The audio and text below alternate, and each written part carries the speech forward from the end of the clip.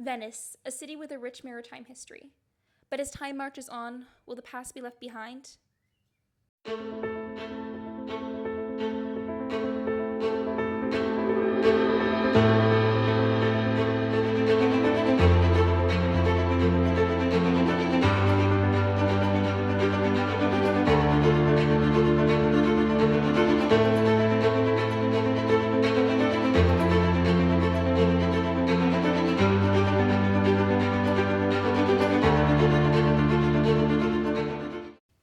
Venice's islands are connected together by 182 canals and 473 different bridges, the building of which date back to the 5th century, when Roman citizens began to flock to the islands fleeing from Lombard invaders.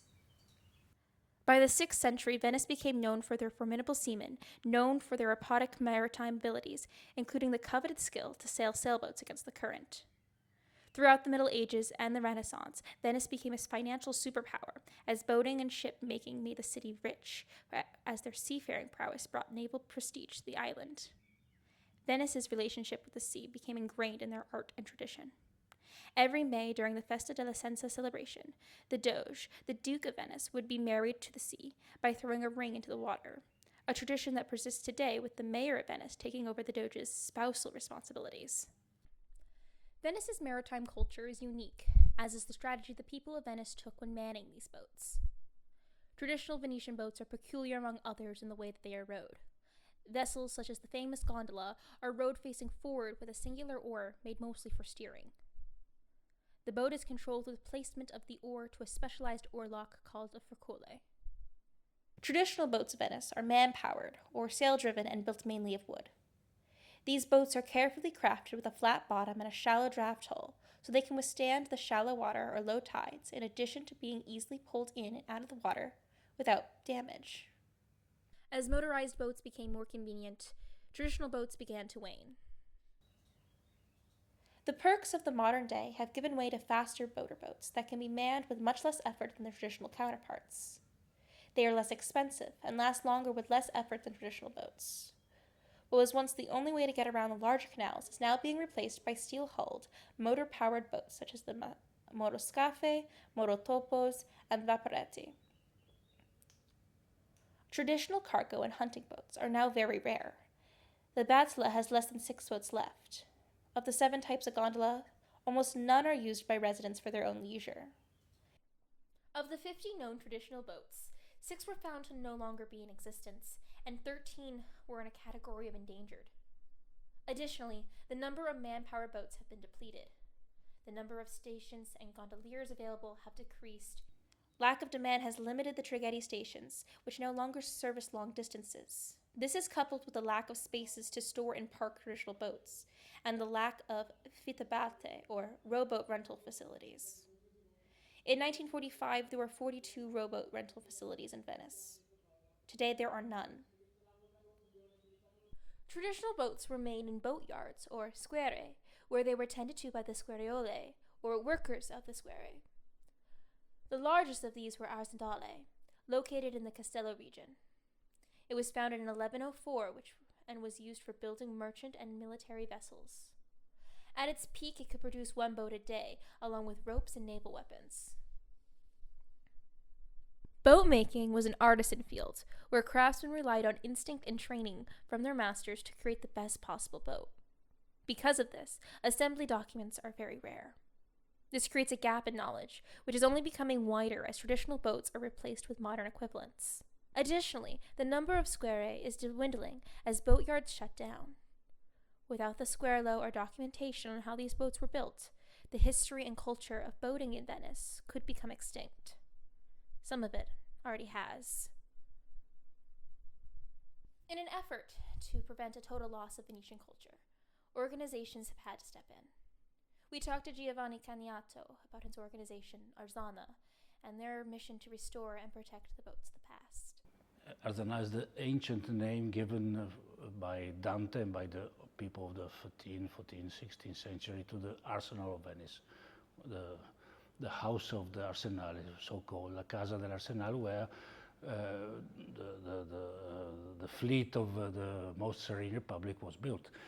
So Arzana And the second part of the name is Associazione per lo studio e la conservazione delle imbarcazioni veneziane, Association for the Study and Conservation of Venetian traditional boats. Currently, Arzana has two locations: a workshop where restoration takes place, and a warehouse in which boats dating back to the 19th century are housed. We were lucky enough to be given a tour of the warehouse in Forte Magera. Of dinosaur this is 19th century. We found it in Chioggia.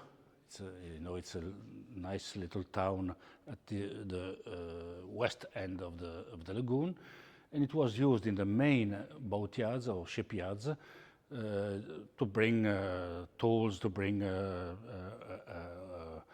timber and so on. This was a hunting boat, a hunting sandalo. The family is of the sandali.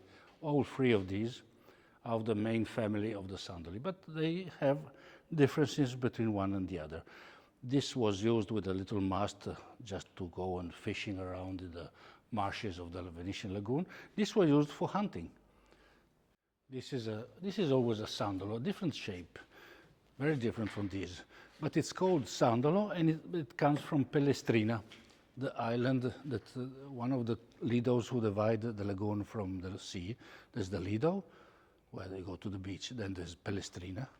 Then there's Chioggia, the three long lidos or islands that separate the lagoon from the sea. And in Pellestrina, the fishermen call it sandalo. Us Venetians, instead, we called it Sampierotta. Sandalo Sampierotta. Before the motorized fiberglass boats today replaced the wooden ones of yesterday, Venetians adapted to an engine-powered world. A sort of adapting a traditional hull, a traditional vessel, with a little motor, with a little, how you call it? Yeah. So here we are, the early 60s. So there's been a season, quite a long season, in which the traditional wooden boats were just slightly modified in order to host a motor inside or outside, like in this case, and then in the 70s, 80s, they started to build new boats. Venice has taken additional strategies in order to preserve their heritage. One of these is the regate. Originally beginning as a military training exercise for crossbowmen, regate developed into a popular sporting event for all Venetians. Today, there are 11 city-promoted races happening from April to September. These races are often events in the Venetian celebrations. The most famous regata is the Regata Storica, which is the main event at the Boca alla Veneta rowing calendar.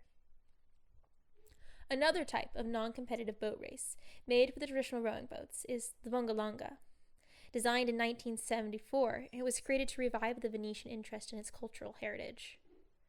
By 1980, there were as many as 1,500 boats and nearly 5,000 participants. Along with boating events, film and television is doing its part to keep the history and culture of Venice alive. We survive thanks to the movies. And so when they do The Merchant of Venice with Al Pacino, when they do the Casanova with Heath Ledger, or when they do, like recently, the Commissario Poirot, a seance film in January, they come to us and say, we need these boats of 17th, 18th, 19th century, and we are the only reality that can provide period boats that are the same, more or less the same, of 1 or 2 centuries ago. Venice is the city it is today because of the boats of the past. It will be because of our decisions in the present that they may be preserved for the future. Venice, you understand it as a city, as a unique city in the world, only if you see it from the water, from the perspective of the water.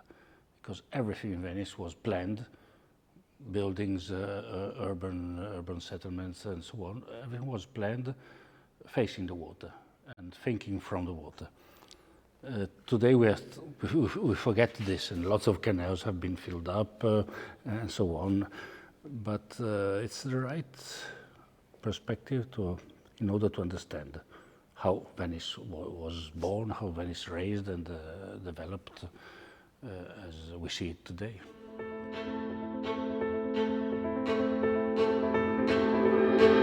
Bye.